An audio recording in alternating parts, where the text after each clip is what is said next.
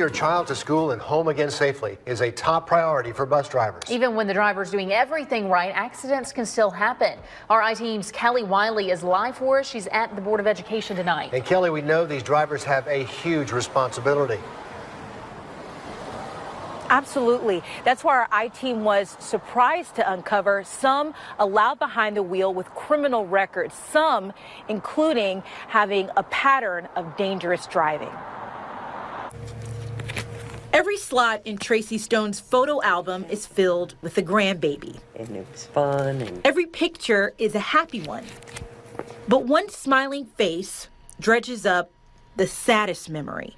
it was heartbreaking. In 2013, her grandbaby Jaden was getting off the school bus. The bus driver had already had the stop sign was out, the flashing lights was on. When an oncoming driver hit him, he died 16 days later. That was really hard. In her grandson's accident, the bus driver wasn't at fault, but instead focused, following all safety laws. Years later, she still holds her breath when her other grandkids get onto a school bus. And what our I-Team uncovered took her breath away. This is a bus driver in Richmond County. The driver we're showing Tracy got a speeding ticket in 2003 and 2004, another ticket in 2009 for not wearing a seatbelt, another in 2010 for not putting seatbelts on 2 children in the car, another ticket for speeding in 2013, pleaded guilty to driving too fast for conditions in 2014. And the next year, Richmond County hired her as a school bus driver. Don't they look at records before they? They do. How did this get through? She didn't just get through. We found this letter of reprimand showing Richmond County Schools kept the driver on after she was found using her cell phone while driving the bus in 2016. The school threatened to fire her if it happened again. And it did happen again. In 2017, the Board of Education found the same driver at fault for a school bus crash near Copeland Elementary. When school officials checked cameras on the bus, they saw the bus driver was texting 2 strikes. But the driver still drove a school bus until she quit. I always assumed the Board of Education was looking out for our best interest. But this, no, they can't be. We showed Tracy driver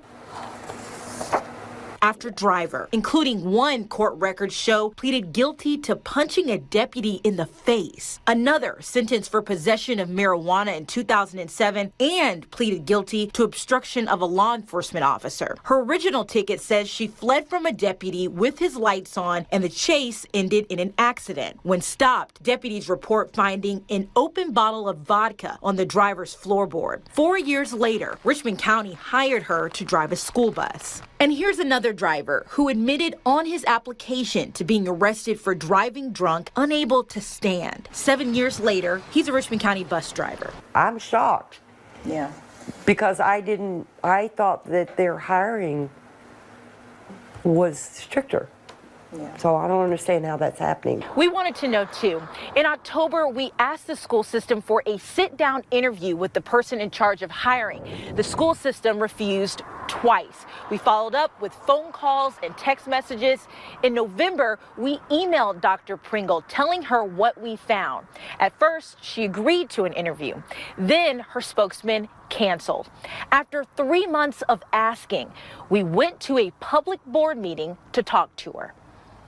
Actually, you're in a wrong place now. Okay. Media We're just wanting to know why you are not answering our questions. What questions are you talking about? Talking about the bus drivers. Kelly, you are so inappropriate. You have crossed the media line. You have interfered. I mean, this is an executive session. We'd love to talk to you after the fact. We'd love to talk to you afterwards. But Dr. Pringle did not come back out to talk to us. How does this leave you feeling? Makes me feel like going and picking up my grandkids from school instead of letting them ride the bus.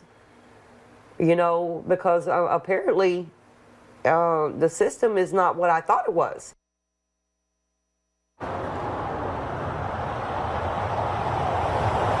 And the school system did provide us with a statement. We plan to put that online for you, but that statement didn't really answer the questions that we have. So to Dr. Pringle and to the Richmond County school system, the invitation is still open to explain your policy to parents. Kelly, is this widespread? I mean, what about some of the other counties in our area? We did do the same research with Columbia County and Aiken County. We looked at personnel records and cross-referenced that with criminal databases for those drivers in Aiken, Richmond, Columbia, and Edgefield County. The worst offenses that we saw were in Richmond County. But we did get a chance to speak to the superintendents for Aiken and Columbia County too. We thank them for their cooperation. And again, we would invite Richmond County to sit down with us as well. I think parents are going to have a lot of questions about some of the people driving their students. Kelly, thank you.